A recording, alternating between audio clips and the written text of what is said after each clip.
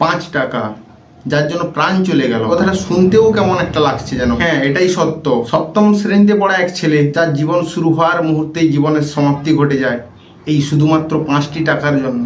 আমরা প্রত্যেকদিন চলার পথে কত টাকাই না খরচ করছি, কিন্তু 5 টাকার একটি চিপসের জন্য এই ভাইটির জীবন চলে গেল।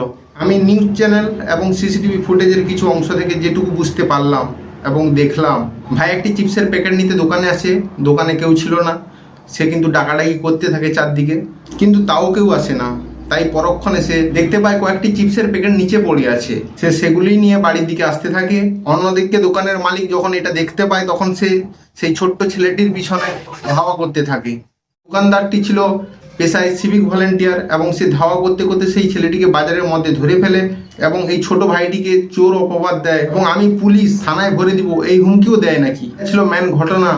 এবার শুরু হবে আমার ধোয়ার পালা। সিভিক ভলেন্টিয়ার, যাদের কোনো এক্সাম হয় না, যাদের দেখা হয় না কোনো উচ্চতা, কালো বাড়ার মতো মুখটা দেখে আমাদের পিসি চাকরি দিয়েছিলেন। বুদ্ধি হাঁটুতে আর বিচি মাথায় থাকে, তাই তাদের মাথা সবসময় গরম থাকে। এরা শালা নিজেদেরকে আইপিএস মনে করে, রাস্তায় ঠিক হাত পেতে পকেটে ভরে নেয়। পরের কত টাকা ক্ষতি হলো তাতে সেটা দেখার কোনো প্রয়োজন মনে করে না তারা। কিন্তু নিজের একটা 5 টাকা ক্ষতি হতে খুব গায়ে লেগে গেল।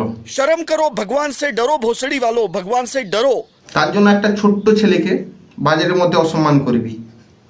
আরে শালা মানসিকতা চেঞ্জ কর, মানসিকতা চেঞ্জ কর। তোদের তো লজ্জা মান সম্মান বলে কিছু নেই।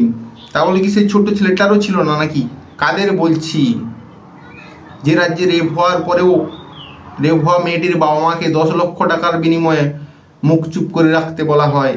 যে রাজ্যে প্রতিবাদী মুখ, যিনি মন্ত্রীরা সব হারামজাদা আস্ত পদের ধারী বলছিলেন, তিনি আজ নিজেই মন্ত্রীদের পা চাটছেন। যে রাজ্যে সঠিক মানুষ গড়ে তোলার জন্য যে শিক্ষকের প্রয়োজন, এই শিক্ষকরা আজ দুর্নীতিগ্রস্ত। সে রাজ্যে নতুন ভালো মানসিকতার মানুষ কোথা থেকে পাওয়া যায়?